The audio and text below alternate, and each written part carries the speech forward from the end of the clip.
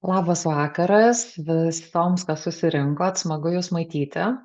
Labas vakaras visiems, kas žiūrėsit šį įrašą. Ir šiandien, šį vakarą, nusprendžiau pasidalinti apie autentiškumą, iš tiesų labai svarbią temą. Ir trumpai papasakosiu, kas tas autentiškumas, apie ką tai yra ir kam iš viso svarbi, kuo svarbi ši tema ir kam reikalinga į ją žiūrėti. Apie autentiškumą yra pačių įvairiausių mitų. Tai kartais kalbama kaip apie kažkokį ypatingumą, išskirtinumą. Iš tiesų, tai ne visai taip, bet pakeliui ir išsiaiškinsim, o kaip yra tai. Ir pradėsiu nuo pradžių, tai yra nuo istorijų mūsų, tam, kad, gautųsi vientisas paveikslas. Jeigu prisimenat, kai kalbėjau apie istorijas, apie programas, kurias mes turim pasąmonėje, mentalinės programas, tai yra istorijos ir tai yra tai, kas susikūrė kažkada vaikystėje ir galim sakyti, kad programos tai yra tai, ką su mumis padarė aplinka. Ne blogo norėdama, o tam, kad mes išgyventumėm toje aplinkoje. Ir jeigu mes su tuo nieko nedarėm, mes ir toliau suvokiam pasaulį ir elgiamės tam tikrų būdų, būtent pagal tuos pačius šablonus. Vat ką turėjom kažkada, taip mes ir kartojam toliau. Taip, tai buvo patogu mūsų aplinkai, kurioje mes buvom, o toliau tarytum mes kitaip nelabai ir mokam. Ir iš esmės galima taip apibendrinant sakyti, kad dauguma iš mūsų, dauguma, nedauguma čia sunku pamatuoti, bet tikrai sutinku labai daug žmonių, kurie sako, jo, aš esu normalus žmogus, ir gyvenu normalų gyvenimą. Taip, kaip turi būti, taip, kaip įprasta. Yra tam tikros normos, tam tikros taisyklės, tam tikri standartai, kuriuos mes visą laiką bandom atitikti. Ir programos padeda mums tai daryti, palaikyti, sakykime, mūsų tam tikrą prasme normalumą. Ir su tuo normaliu gyvenimu nėra nieko blogo. Ne apie tai, kad šitas variantas tai yra blogas gyvenimas, o geras gyvenimas jau kiti variantai. Normalus gyvenimas, kabutėse normalumą mes imam, žinoma. Iš esmės tai yra gyvenimas remiantis išoriniais standartais, normomis, taisyklėmis, ko iš mūsų tikėjosi ir ko iš mūsų reikalavo. Dažnai tokiam gyvenime mes siekiam svetimų tikslų, kuriam svetimas svajones, pildom svetimus norus ir taip toliau. Tarytum gyventumėm kažkokį svetimą gyvenimą, bet tokį gyvenimą, koks ir turi būti, kaip visi normalūs žmonės. Ir kaip ir sakiau, čia ne apie blogumą, o tiesiog apie pamatymą, kiek manęs yra mano gyvenime. Kiek mano gyvenimas sukasi iš tikrųjų, nesukasi, o remiasi mano vertybėm, mano suvokimais, mano poreikiais, mano norais, mano tikslais ir taip toliau. Bet toks gyvenimas, jisai turi pliusų. Tai yra pakankamai saugus gyvenimas. Grįžtant prie programų, ką ir pradžioje sakiau, tos programos mums padėjo išgyventi. Ir mes toliau jų laikomės, nes kadangi mes įpratom, mes kitaip nemokam, tai yra tam tikra prasme saugus variantas. Ir aiškus. Viskas aišku, kas vyksta. Jeigu aš taip pasielgsiu, tai nutiks taip, jeigu aš taip pasakysiu, nutiks taip. Tai nebūtinai labai komfortiškas reikalas, bet pakankamai aiškus ir saugus. Tarytum toks komfortas, ane, atsiranda. Be abejo, jeigu labai jau atitinki visus standartus, normas ir taip toliau, visai gali būti, kad tame yra pagarbos, pripažinimo ir visų kitų bonusų. Toks gyvenimas, jisai turi bonusų. Tik yra ir minusai. Visada, kai yra pliusai, visada ir minusai yra. Bet kuriam variante. Kokie galėtų būti minusai? Jeigu tai yra bandymas ir pastangos įtikti, atitikti normas, reikalavimus, na ir būti tuo normaliu, neaišku apie ką, bet normaliu žmogumi, tuomet tokiame gyvenime gali būti labai daug privalėjimo. Vat labai daug reikia, labai daug privalau. Ir iš to gali rastis savigravos elementai, kai žmogus nerealizuoja iš tikrųjų tų dalykų, kurių jisai nori, kai jisai bando kažkaip prisitaikyti, įtikti, įsisprausti, viduje gali būti labai daug vidinių konfliktų. Na, o vienas iš variantų, kai yra daug vidinių konfliktų, tada žmogus gali turėti daug neurozų. Problemos su sveikata gali kilti, problemos su santykiais ir taip toliau. Bet, na, mes, kai mus išmoko kažkaip gyventi, tai mums ir atrodo, kad tai yra vienintelis variantas. Ir kažkuriuo momentu gali nutikti, esu darius kažkada webinarą apie krizes, tai vat kalbėjau apie tai, kad jeigu labai daug prisikaupia nerealizuotų dalykų, kurie apie mane, tuomet tiesiog gali nutikti krizė. O tai kas? Apie ką visą tai? Na gerai, dariau, siekiau, susikūriau tai, ką turi normalūs žmonės ir ką aš dabar, ir kas toliau, ir kas iš to. Laimės ir pasitenkinimo tame nelabai daug.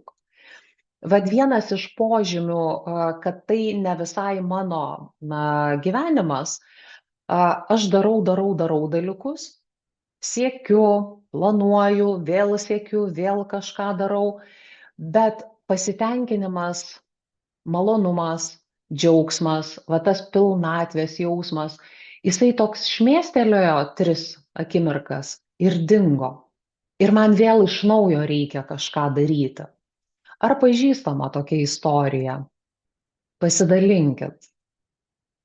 Nes paprastai, kai bendraujam ar webinaruose, ar per paskaitas, tai tas jausmas lydi dažną moterį ir dažną vyrą. Tarytum, kaip ir viskas tvarkoj, bet ne visai apie mane. Bet normalus gyvenimas. Ne toks standartinis. Ar atpažįstat? Ir tokiam etape greičiausiai būna visi žmonės. Ne? Mes visi praeinam kažkokį tai kelią, kuriame bandom tai daryti. Jeigu nutinka krizė tai yra signalas, kad buvo impulsas transformacijai, bet nebuvo eita į transformaciją, gyvenimas reikalavo pokyčių, bet aš nieko su tuo nedariau. Ir tarytum mane nutiko krizė, bet krizė jinai atveria tada kitas galimybės. Atveria galimybės peržiūrėti visą tai, kas buvo, įvertinti, susidėlioti prioritetus ir galbūt pradėti kurti kažkokį naują variantą, kažkokį kitokį. Ir kaip kitą variantą mes galėtumėm paimti autentišką gyvenimą. Autentiškas gyvenimas apie ką? Tai nėra kažkoks išskirtinis, ypatingas, kaip sakiau, o tai yra apie tikrumą ir apie tą aš, kuris yra iš tikrųjų. Nes kai mes gyvenam tam, vadinkim, normaliam gyvenime, kai mes remiamės išorės standartais, išorės reikalavimais, labai dažnai mes iš viso pamirštam, kas esam ir pasiklystam tame. Tai nėra labai paprastas dalykas. Iš tikrųjų paprastas, bet nėra lengvas. Ir toliau suprasti, o tai apie ką aš esu, o kas man yra svarbu, pasirodo ne taip ir lengva. Kitas aspektas, atskleisti pasauliui, ane, pasirodyti pasauliui kitaip ir parodyti savo tą tikrąjį aš. Na, tarkim, jau suvokiu, kas aš esu, jau truputėlį nusėmiau tos sluoksnius visus svetimus, bet čia yra rizika. Rizika, kad aš ateisiu, o manęs nepriims. Aš ateisiu, o mane atstums, pasišaipys, sakys, kas tau čia, kas su tavim nutiko. Ir man tada skaudės. Ir va šita rizika labai dažnai sustabdo. Tiesiog, nu, galvoju, ne, va čia saugiau yra. Čia nelabai faina, bet aš vis tiek kažkaip, nu, jau įpratau prie to. Jau kažkaip įsipaišiau, nu, kažkaip pakentėsiu. O čia aš nežinau, kas bus. Čia yra rizika. Bet iš kitos pusės, slėpti save nuo pasaulio, jeigu yra vidinis kvietimas, vidinis balsas, impulsas, kad realizuok, rodykis, daryk tuos dalykus, kuriuos tu nori daryti, gyvenk taip, kaip tau norėtųsi gyventi, kurk tą gyvenimą. Bet jeigu to prisikaupia daug, tai rizika nemažesnė, ko gero dar didesnė, nes vienoj vietoje, tarytum mes rizikuojam prarasti tą stabilumą, aiškumą, iliuzinį saugumą, o kitoj vietoje mes rizikuojam prarasti savo gyvenimą, kurį galėtumėm gyventi ir galutinai užsmaugti tą tikrąjį aš, kuris prašosi, kuris beldžiasi, kuris nori būti pamatytas. Nes neišreikštos mintys, neišsakytos nuomonės, nepasiekti tikslai, nerealizuotos svajonės, nepatirti laimėjimai ir taip toliau, visa tai niekur nedingsta. Jie nuolat graužia mus iš vidaus. Ir naikina. Vat atrodo, ne, kad esi ne vientisas žmogus. Vat pilnumas iš kur randasi? Arba nebuvimas to pilnumo. Nes yra daug dalykų, kurie ne apie tave, tu nesuvoki, kas tu esi. Ir realiai, ne, vat, visi vidiniai nerealizuoti dalykai, jie tiesiog mus taško bet kaip įsivaizduokime, ne, vat, atplešiam dėlionę, tą puzzlą vadinamą, ir išpilam. Ir padrikas. Tai vat, mūsų asmenybė, jeigu mes gyvenam ne apie save, o remiamės normom, ne tuo normalaus gyvenimo paveikslu ir nėra tame mūsų autentiškumo, tai mes padrikos puzzlo detalės. Ir man labai patiko kažkada perskaityta Brené Brown mintis. Tai yra autorė, kuri labai tyrinėjo autentiškumo klausimus. Būtent per gėdos prizmę, per kaltės prizmę. Ir bet jos mintis, aš tuoj perskaitysiu jos citatą, kad teisingai perskaityčiau. Aš galvoju, kad mes turėtumėm gimti su įspėjamosiomis etiketėmis kaip ant cigarečių pakelių. Atsargiai.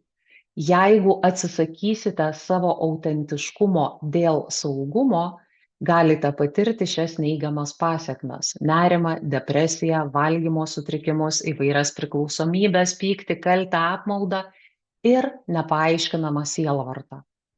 Ir taip yra, iš tiesų taip yra. Aš pati labai daug tyrinėjau šitą temą ir ėjau lygiai per tą patį.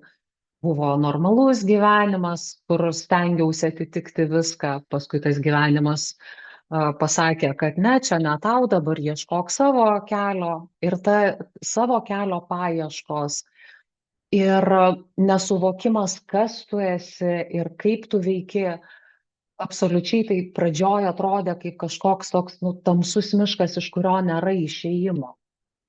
Ir vis tik ir patirtis, ir pačios, ir daugybė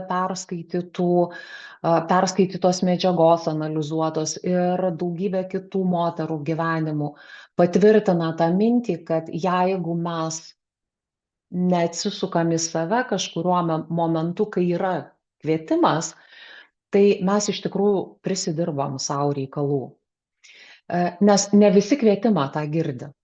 Ne visų esmė pabunda, tiksliau, pabunda visų, bet kai kurių kalba tiek tyliai, kad jų net nesigirdi. Ne, mūsų ego rėkia visą laiką garsiai, o mūsų esmė visą laiką šnabžda. Ir išgirsti tą šnabždėsi, ne visada paprasta. Ir jeigu mes pasižiūrėsim į autentiškumą, tai nėra, kaip ir sakiau, nėra kažkoks ypatingumas, išskirtinumas, o tai yra tiesiog visų pirma sąmoningas sprendimas būti tuo, kas esi, pažinti save ir būti tuo. Ir toliau tai yra kasdieninė praktika. Kasdieninė praktika su mintim, kad aš stengiuosi eiti taip, kaip man einasi, apie tai, kaip aš esu.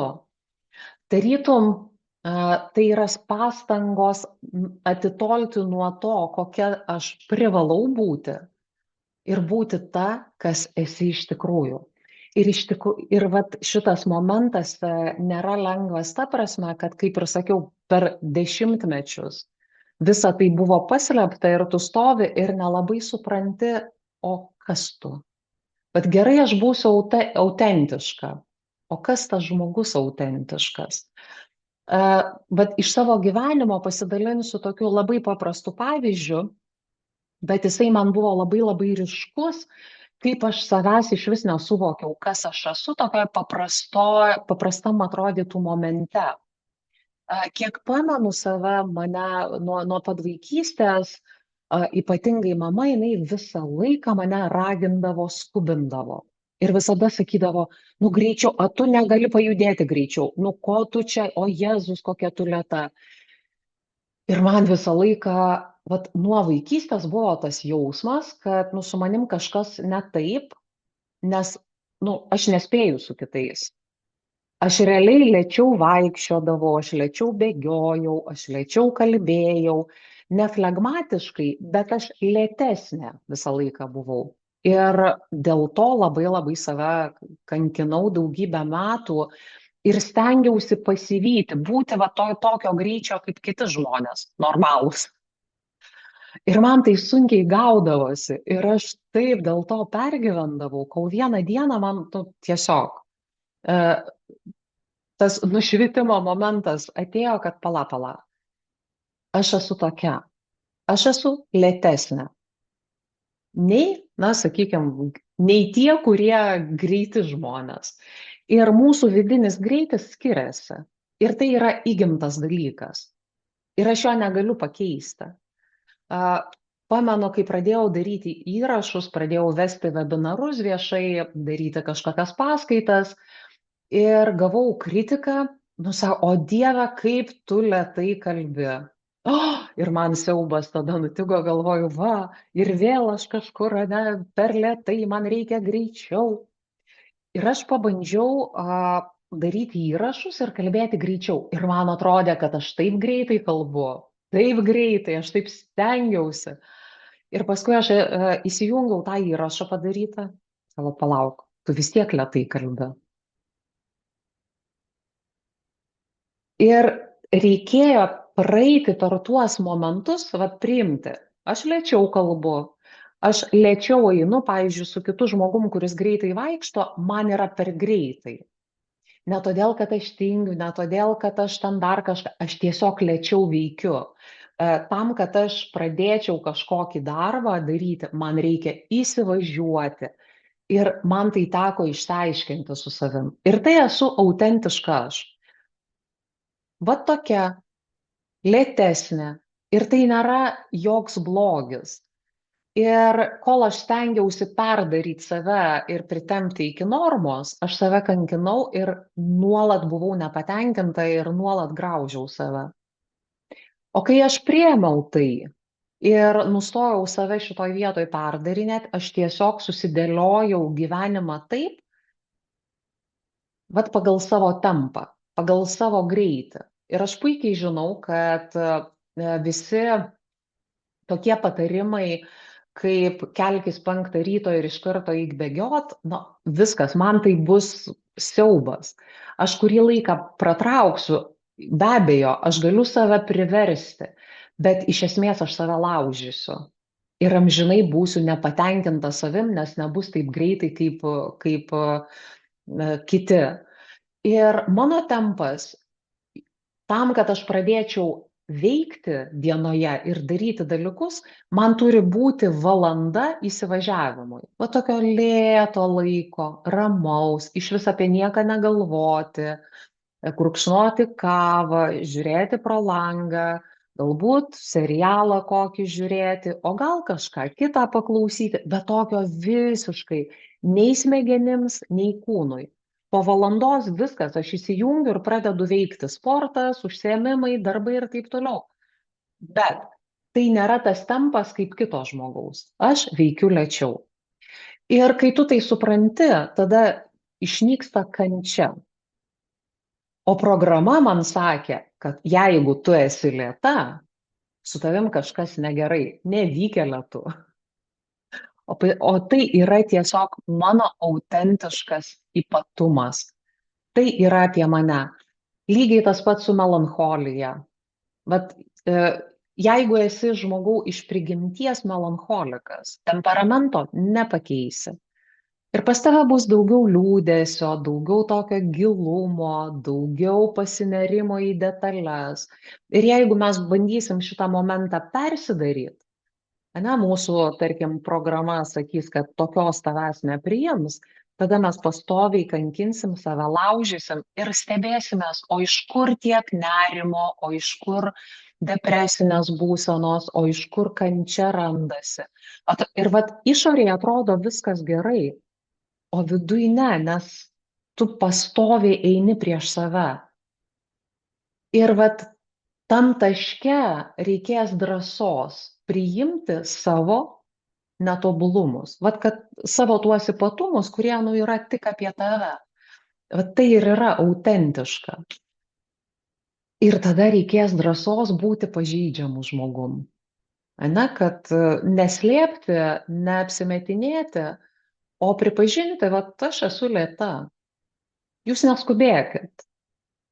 Aš su jumis nespėju. Ir tai neblogai, nesmerkiant savęs, o tiesiog pripažįstant tai. Ir taip tuo momentu pažeidžiamumas atsiranda. Vėlgi, kalbant apie pažeidžiamumą, tai nereiškia, kad eini visiems ir pasakoji apie savo silpnybės ir giriesi jomis, kad visi viską žinotų. Ne apie tai. Bet yra žmonės, su kuriais gali tai daryti. O su kitais, nesvarbu, gali nepasakoti. Ir leisti savo būti pažeidžiamu nereiškia, kad eiti ir kiekvienam. Nes kai mes atsiveriam, tuo metu mes iš tikrųjų esam labai labai pažeidžiami. Kai ateini ir sakai, va, žiūrėk, tai yra apie mane, aš va tokia. Ir visaip gali nutikti, ane, kažkas sakys, o Dieve, kaip tu taip gali? Nu ką, tu tikrai negali paskubėti, čia tinginystė, ne, ir tave taip, ir suvaro vėl į žemę sugrūda. O kažkas sakys, suprantu tave, aš žinok irgi panašiai.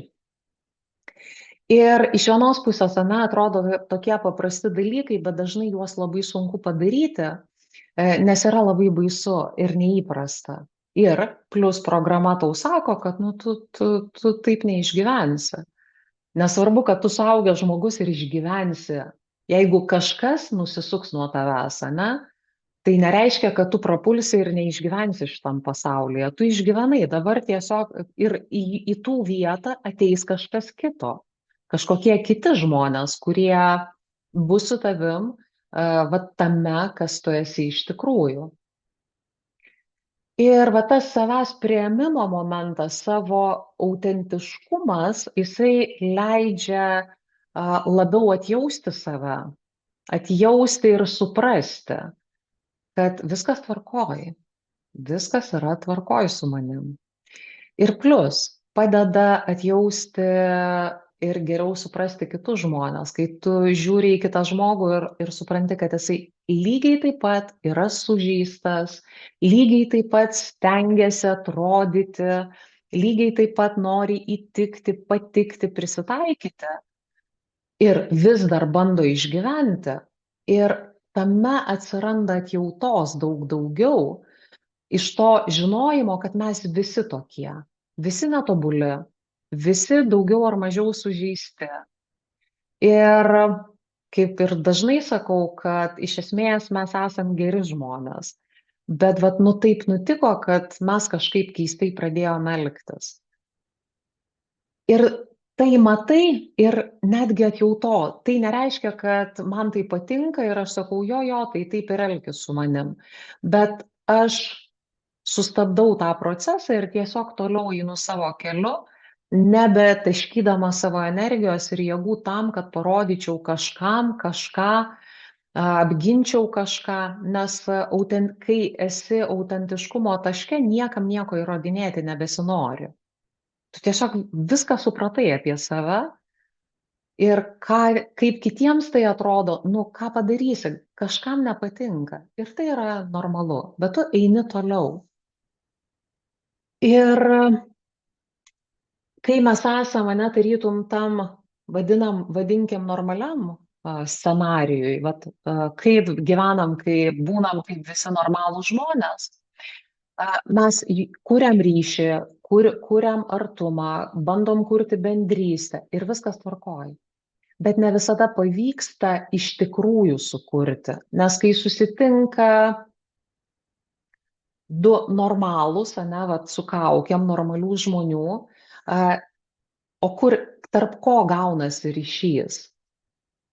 Tarp kaukių, tarp istorijų ryšys gaunasi, bet ne tarp esmių, ne tarp širdžių. Ir dažnai stebimės, kad atrodo, žmogus kaip ir artimas, bet nejaučiam ryšio. Tarytum nėra to emocinių sąsajų kažkokių. Ir viskas paviršium. O kai eini iš autentiškumo ir randi tuos žmones, su kuriais tai yra įmanoma, ryšys susikuria labai labai stiprus ir iš tikrųjų gilus ir ilgalaikis. Ir tai yra labai gražu. Bet perėjimas iš vieno taško į kitą nėra lengvas, nėra emociškai lengvas, nėra kartais ir fiziškai nėra lengvas, nes galim susidurti su daugybė pasipriešinimo iš išorės. Nes jeigu gyvenom kažkokiam komfortiškam burbule, visiems buvo daugiau mažiau saugu, visiems viskas įprasta, o dabar vienas burbulo elementas pradėjo blaškytis ir sako, ne, aš noriu išeiti iš šito burbulo. Ir keičiasi visa burbulo istorija, visa sistema keičiasi. Ir be abejo, kad kitiems nepatiks. Tikrai dažnai būna taip, kad žmonės sako, skundžiasi, stebisi tuo, kad aš pradėjau pokyčius, aš noriu, kad man geriau būtų, aš noriu, kad kitiems būtų geriau. O jie, matai, čia nepatinka jiems. Jie mane kaltina, jie pyksta ant manęs, bet jiems ir neturi patikti. Jie gyveno patogiai, įsitaisę, o dabar tavo pokyčiai verčia juos iš patogaus ir to šilto patalėlio. Ir aišku, kad jiems nepatinka. Nes kai mes keičiamės, mes išjudinam visą sistemą. Ir sistema natūraliai nori priešintis. Ir priešinasi. Bet kažkuriuo momentu jie įpranta, kad kai nurimsta ta audra, tokia, kad pradžioj labai baisu, kad jeigu tas žmogus pasikeis, o kas su manim nutiks. Ir čia ne dėl to dažniausiai, kad aš nenoriu, kad kitas pasikeistų. Aš nežinau, kas tada su manim nutiks. Ir man baisu. Ir iš baimės aš tarytų mane bandau sulaikyti tuos pokyčius. Bet kai ateina momentas, jeigu nutinka toks momentas, kad aš suprantu, kad grėsmių jokių nėra, netgi faina. ane, tas žmogus keičiasi, tas žmogus tampa tikresnis, šiltesnis, nuoširdesnis ir man nuo to geriau. Ir žiūrint į tai, ane, nu aš jau irgi negaliu reaguoti ir būti kaip seniau. Man irgi reikia su tuo kažką daryti. Ir vat natūraliai tarytum mes na, įžiebėm tą pokyčio liepsnelę vienas kitame. Ir tai yra gražu. Ne visada ta liepsnelė užsidega kitame, bet kai tai nutinka, tai iš tikrųjų va, tas ėjimas į autentiškumą, į savo autentiškumą, jisai kartu pakviečia ir kitus žmones, prijungia. Bet jeigu tik mes einam dėl savęs, ne, ir mes tai darom dėl savęs, o ne tam, kad kiti pasikeistų. Ir dar vienas autentiškumo labai toks pašalinis efektas, kai mes einam autentiškumo keliu, tame kelyje atsiranda laisvė. Ne apie išorinę laisvę, apie vidinę laisvę. Nes laisvė yra tik viduje. Išoriai jokios laisvės nėra. Ir vat, nes būti autentiška reiškia pasirinkti save. O pasirenkam mes save per atsakomybę būti tuo, kas mes esame iš tikrųjų. Tai yra mūsų atsakomybė. Autentiškumas tai yra asmeninė autorystė. O per atsakomybę mes įgaunam laisvę. Nes laisvė tai autentiškumo rezultatas. Laisvė ateina per tiesą apie tai, kas mes esam. Ir per atsakomybę. Ir tai yra labai labai geras jausmas. Kaip jums tokia istorija skamba?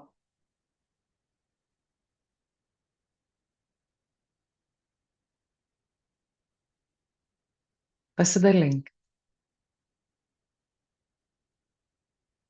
Ir tada, ko gero, kyla klausimas, o ar visiems autentiškumo keliu reikia eiti? Aš galvoju, kad ne. Aš dalinuosi va tą idėją, ne, tais suvokimais, kurie man atrodo svarbus. Bet ar visiems to reikia? Absoliučiai ne. To reikia žmonėms, kurie, na, greičiausiai nori iš tikrųjų kažkokio giluminio pokyčio. Ir tiems, kurie yra pasiruošę dėl to dirbti. Nes tai yra kasdieninė praktika, tai yra ne mistika kažkokia, ne kosmosai, o tai yra gyvenimo dalis ir kasdieninė praktika. Su kasdieniniais klausimais savo. Su pasitikrinimu, ar tai apie mane, ar tai ne apie mane, su kartais ir neretai su emociniu diskomfortu, kai norėtųsi veikti iš seno, bet tu pasirenki būti autentiška tuo momentu ir tada gali būti ir baisu, ir gėda, ir po to gali jaustis kaltė, kad kaip aš tai pasielgiau, ne, vat iš tos programos ateinanti. Bet aš vis tiek tai renkuosi. Tai yra kasdieninis pasirinkimas. Ir dar viena tokia idėja, kuri vėlgi, teisinga jinai ar neteisinga, aš nematau jos pagristumo gyvenime, bet kažkam tai veikia. Yra tokia mintis, kad jeigu tu eisi autentiškumo keliu, tau viskas seksis lengvai ir paprastai. Nežinau, gal kažkam iš tikrųjų taip yra, bet kiek aš tai suvokiu, kad taip nebus. Tiesiog, kai eini autentiškumo keliu, tu vis tiek susidursi su iššūkiais, su kažkokiom kliūtim, su kažkokiom problemom, bet jeigu tu žinai, dėl ko tu tai darai ir ką tu darai apskritai ir kam to reikia, tada va, tie visi iššūkiai, problemos ir taip toliau neatrodo baisūs. Bet kad ten viskas bus rožių žiedlapiais nubarstyta, tai labai labai ne faktas. Bus visko tam kely.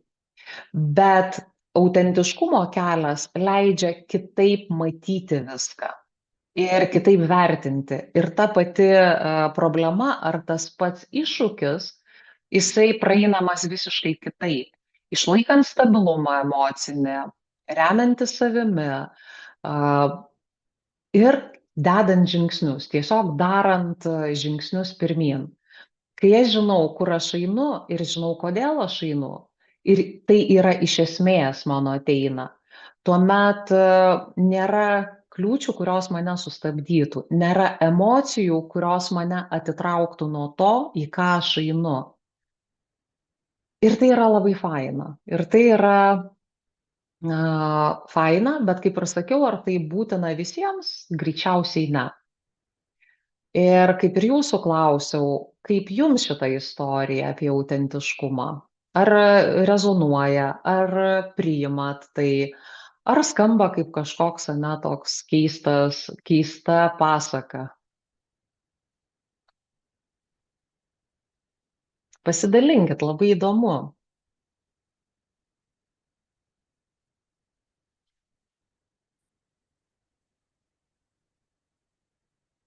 Ką nors parašykit.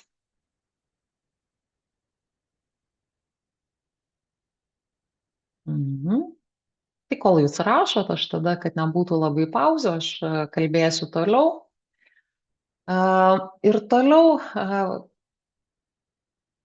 vėlgi dar vienas toks aspektas, kai mes veikiam iš tos normalaus gyvenimo schemos, iš tos, kaip turi būti, dažnai mes bandom keisti kažkokias situacijas išoriai, ne? Ir sakom, va, man netinka darbas, man netinka santykiai, man netinka dar kažkas. Ir bandom pakeisti tas situacijas išorėje. Ir labai dažnai susiduriam su tuo, kad mes tiesiog gaunam tą patį rezultatą, ne? Nu, keitėm, o gavom tai, ką ir visada. Nes kol mes sukamės tose istorijose, kurios nėra apie mūsų autentiškumą, kol tos istorijos mus veda, mes ir kuriam tas pačias situacijas. Nes vat pakeitėm darbą, na, ir pradžioje atrodo viskas tvarkoja. Bet ateina vis tiek tas taškas, kai vėl pasitenkinimo nėra, į darbą einam kaip į katorgą, ar su kolegom sunku bendrauti. Kas buvo anksčiau, tą mes ir toliau nešamės. Pakeitėm santykius, o juose ir vėl tas pats. Su viena draugė nutraukiau, su kita pradėjau draugauti, bet ir su ta nelabai gavosi ir taip toliau. Nes va tas žmogus, kuris yra netenkinančioj situacijoje, tai reiškia, kad jisai ją ir sukūrė. Ir jisai negali sukurti naujos situacijos. Tol, kol nepradeda keisti ne išorės, o vidaus. Kol keičiam išorę, anksčiau ir vėliau gausim tą patį. Be abejo, iš kiekvienos taisyklės yra išimčių ir tikrai yra labai sėkmingų variantų, kai žmogus tiesiog išorėje, ne, jisai į save nelabai gilinosi, o tiesiog išorėje darė dalykus ir kažkaip viskas vat, ir nuvažiavo į gerąją pusę ir taip tam procese jisai pats pasikeitė. Bet tokių sėkmingų išimčių yra tikrai gerokai mažiau negu tų, kad vat, išorėje pradedam keisti ir nelabai kas gaunasi. Ir daugumai tenka pradėti keisti nuo savęs ir kažkuria prasme tapti kitu žmogumi. Arba atskleisti savyje autentišką žmogų, va tą, kuris tu esi iš tikrųjų. Arba dar kitaip sugrįžti namo į savo esmę.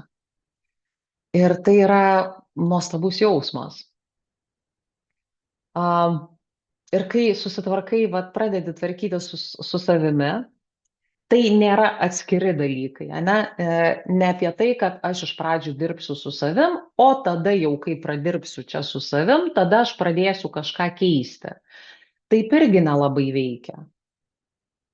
Aš visų pirma žiūriu į save, dirbu su savim, ir darau žingsnius realybėje, darau žingsnius išorėje. Nes jeigu tik dirbsiu su savim, tai nelabai ir kas nors įvyks, jeigu aš tik teoriškai bandysiu save pakeisti. Nes transformacija visą laiką eina trim. Ane, aš tvarkausi su savo mintim, tvarkausi su savo emociniu lygmeniu ir darau veiksmus tam, kad transformacija užsifiksuotų. Aš teoriškai, ane, keičiu mintis, praktiškai tvarkausi su emocijom ir darau konkretų žingsnį.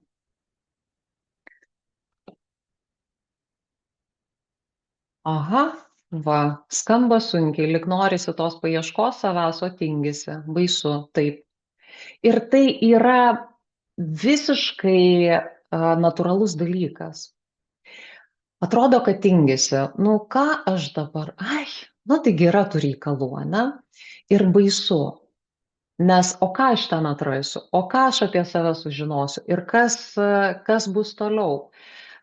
Bet tai ir yra svarbiausias momentas, kad ir tingisi, ir baisu, ir dar kyla visokiausių emocijų, bet aš imu ir žengiu žingsnį.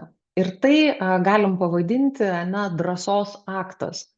Nes kitokią ateitį nei yra šiandien mes susikurti galim tik per drąsos aktą.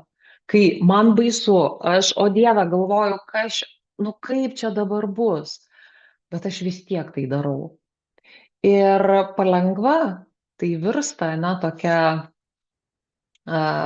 visiškai natūraliu dalyku, kad tu eini, darai ir viskas pasidaro. Bet jeigu laukti to momento, kad vat, aš nebijosiu ir tada pradėsiu daryti, aš netingėsiu ir tada pradėsiu daryti, tai visai gali būti, kad mes to momento ir nesulauksim. Gali taip nutikti. Vat. Bet, ne visada labai paprasta pradėti. Jau kai pradedi, tada jau judėti yra lengviau.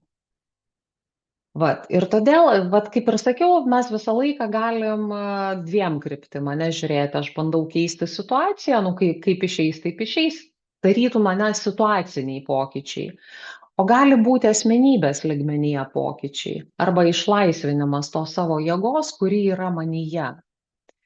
Ir kaip ir sakiau, vienas iš būdų laisvintis iš tų istorijų, kurios kažkada buvo sukurtos mums tam, kad mes išgyventumėm.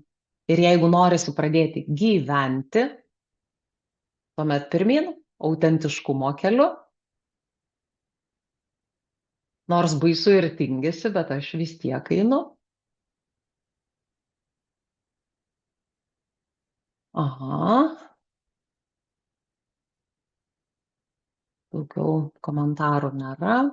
Gerai. Tiek aš papasakojau, norėjau šį vakarą papasakoti, o toliau, kam dar įdomu, tai pasilikite. Aš priminsiu apie programą, transformacinę programą Autentiška aš. Dar kartą papasakosiu smulkiau, kas tai per programa, apie ką jinai, kuo jinai gali būti jums naudinga, nes kovo 20 jau startuoja ir mes pradėsim darbuotis.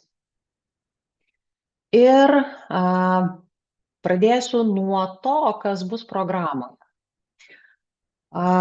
Programa yra suskirstyta žingsniais, etapais ir pirmasis etapas yra apie motyvaciją. Ištreniruoti įgūdį, tęsti kelią ir tada, kai norisi pasiduoti.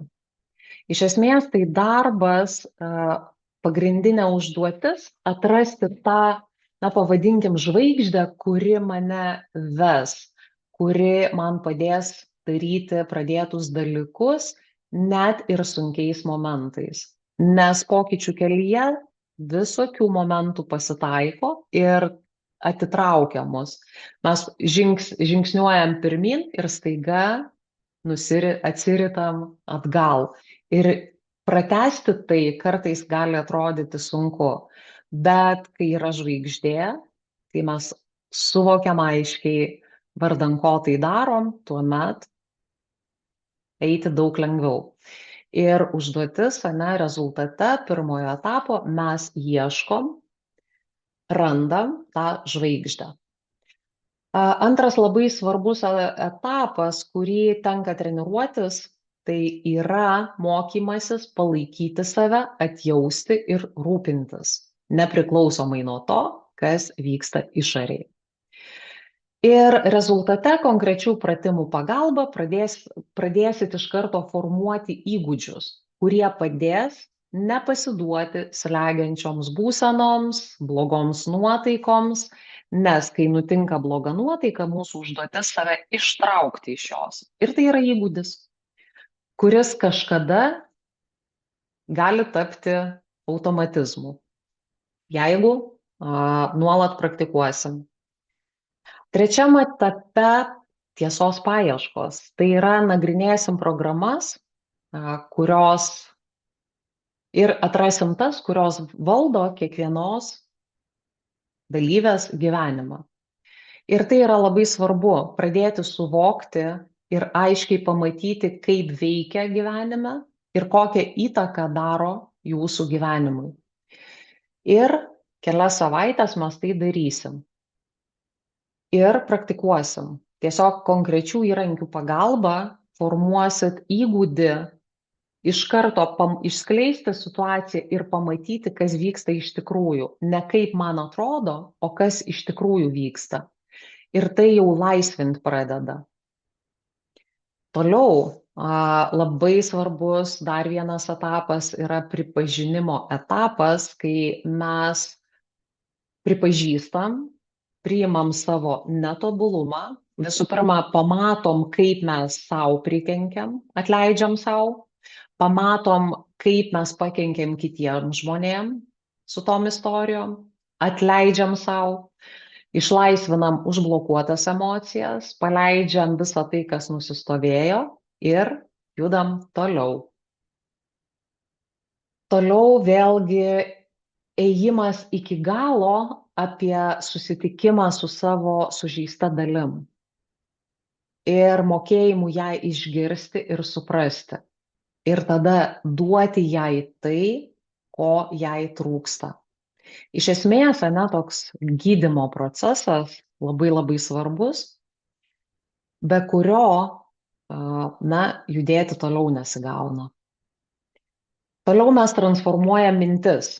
Ieškom ir transformuojam giluminės nuostatas, kurios ateina iš programos ir kuriomis jūs remiatės, kurios kuria destrukciją jūsų gyvenime. Ir jas transformuojam. Ta patį transformacijos etapą mes praeinam ir su emocijom. Kuriam įgūdį, nesvarbu, kas vyktų, aš išlaikau emocinį stabilumą. Moku susitvarkyti su emociniu diskomfortu ir nepasiduoti slegiančiom būsenom, įvairiom istorijų diktuojamom būsenom, kai aš pradedu kažką atidėlioti, vengti, bėgti ar pyktis su kažkuo. Tiesiog išlieku stabilume. Ar tai įvyks per 4 mėnesius? Ne faktas, bet bazę, pagrindą jūs padėsit, pamatus. Nes pokyčių procesai, jie gali reikalauti ilgesnio laiko. Bet kai turi pagrindą, žinai, ką daryti, kaip daryti, tai atrodo visai paprasta. Ir toliau dar toks etapas, įgūdis nepasiduoti senoms istorijoms, kai jos įsijungia, mokymasis įveikti senus modelius ir naujų formavimas. Elgesio modelius, mintys, emocijos ir transformuojam veiksmais. Ir dar palaikymo momentas. Kelias savaitės tiesiog tęsim kartu su palaikymu, vedimu, kad tiesiog sustiprėtų tie nauji įgūdžiai ir augtų nauji įpročiai. Tam, kad jau po pasibaigus programai būtų baziniai įgūdžiai, kurie padėtų išeidinėti iš tų senų istorijų ir eiti į norimą pokytį. Programa 4 mėnesių. Kiekvieną savaitę video pamoka su koncentruota svarbia teorija. Kiekvieną savaitę grupinės sesijos Zoom'e. Dirbam, nagrinėjam, aiškinamės, treniruojamės. Kiekvieną savaitę namų darbai, pratimai, praktikos, užduotis analizei, taip pat uždara grupė WhatsApp'e, bendravimui, klausimams, palaikomosios žinutės kiekvieną dieną elektroniniu paštu ir kai kuriuose etapuose pasiūlysiu darbą porose, tam, kad galėtumėt pasitreniruoti, nes su kitu žmogum kai kuriuos dalykus yra lengviau daryti nei vienumoje. Todėl, jeigu norite jaustis labiau pakankama, pasitikinčia, nepriklausomai nuo to, kas vyksta išorėje, jeigu norite išmokti išlaikyti emocinį stabilumą, išeiti iš senų scenarijų, susikurti naujų įgūdžių, kurie leis kurti norimas situacijas ir dar daugybę kitų gerų dalykų, tai nuoširdžiai kviečiu prisijungti prie 4 mėnesių trukmės programos ir drauge keliauti. Programa prasideda kovo 20, grupėje iki 10 dalyvių, maža grupė, tai nėra masinė programa ir masinė programa jinai niekada nebus. Tai nebus produktas, kuris visiems ir ten grupės šimtai, niekada to nebus. Nes tai yra, sakyčiau, per daug vertingas momentas, kad jį taškyti visiems, tik tiems, kas iš tikrųjų nori. Taip pat galimas ir individualus darbas pagal susitarimą, ne? Bet čia jau atskira tema. Aš jums dabar įkelsiu nuorodas ir į programą, ir į, jeigu kas norit individualiai padirbėti, ir lauksiu jūsų prisijungiant. O dabar gal kažkokie klausimai būtų apie tai, ką pasakojau, apie programą. Ar iš viso ne į temą klausimas koks nors yra?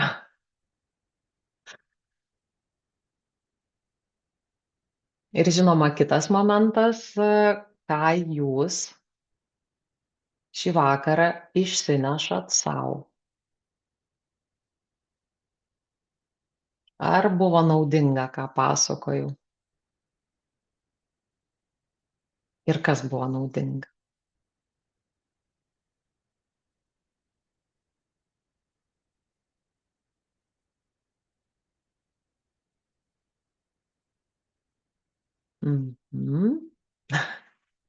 Šiandien taip tylu, nieks nekomentuojat, nieks nerašot, tai negaliu suprasti.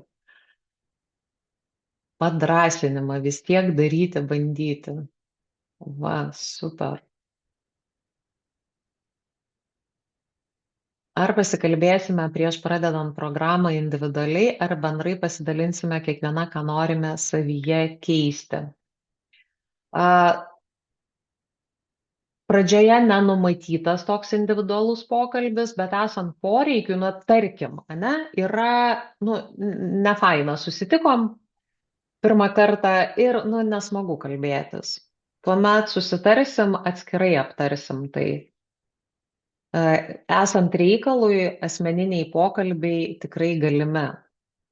Nes jau kai apsibūnam truputėlį, po kurio laiko, tai tada viskas tvarkoj, dalinimasis vyksta gan lengvai, bet pati pradžia. Bet kad nestriktumėm, tai tikrai pagelbėsiu asmeniškai išsiaiškinti, nes ir man svarbu, kas su jumis vyksta, ko jūs norite, kad galėčiau jums kuo labiau padėti. ir dėl to yra maža grupė, kad būtų galimybė su kiekviena dalyve, na, turėti tokį truputėlį artimesnį ryšį, kuris leistų kuo tiksliau pagelbėti.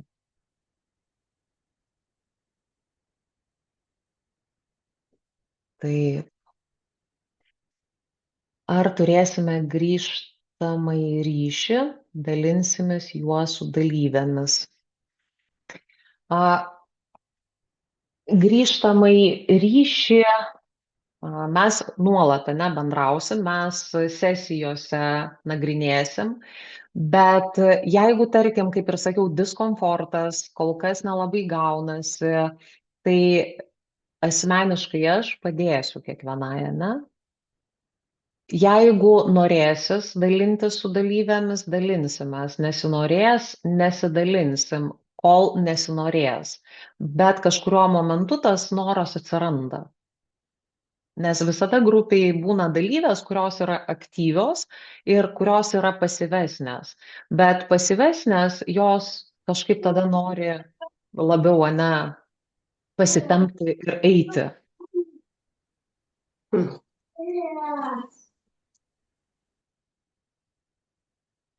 Mhm. Taip, Viktorija. Ar Lina atsakiau jums? Parašykit, prašau. Ar teisingai supratau jūsų klausimus? Viktorija rašo, ačiū labai už informaciją, buvo naudinga ir įdomu. Eiti į priekį, nebijoti būti autentiškam. Arba bijoti, bet vis tiek eiti. Irgi labai geras variantas. Nes tikrai, vat, ką aš, buvo mano gyvenime toks etapas, ne gyvenime, o vat, kelyje buvo etapas, kai galvojau, nu, va, truputėlį kažkaip baimių bus mažiau, ten gėdos bus mažiau ir tada jau aš pradėsiu. Nu, kaip nepradedi, taip nepradedi. O paskui kažkas man irgi, ne kažkas, o žmogus, su kuriuo dirbau, sako, klausyk. Nu tai gal tu pradėk, o tada ir baimės bus mažiau, ir gėda pradės mažėti. Ir nu, galvau, nesąmonė, iš pradžių būsena turi nutikti, o tada veiksmus darys. Bet pasitvirtino, kad pradedi daryti veiksmus, tvarkaisi su tais emociniais išgyvenimais, mokaisi tvarkytis ir po truputėlį lengviau darosi, kiekvieną kartą vis lengviau. Mhm. Gal dar kokie klausimai būtų?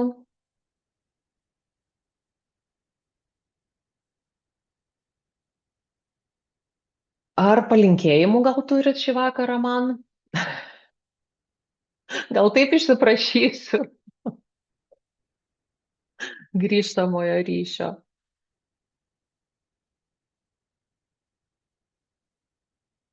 Mhm. Gerai. Sekmadienis, ane, po gražios dienos. Atsakiau, laukiu šios pokyčių kelionės ir jau galvoju, kaip jai ruoštis ir gryninsiu savie norimus pokyčius.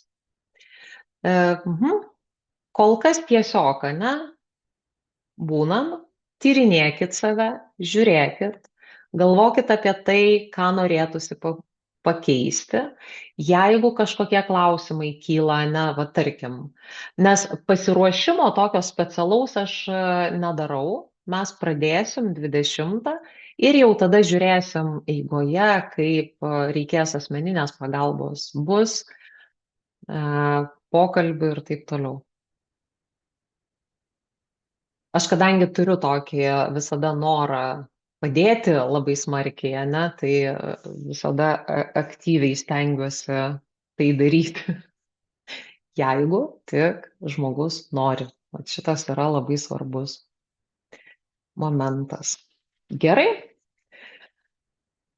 Po gražios sekmadienio dienos, ane, tokios pavasariškos, nesinori nei rašyti, ane, nei kalbėti su manim, nei grįžtamojo ryšio. Tai paliksim vėsesnėms vakarams.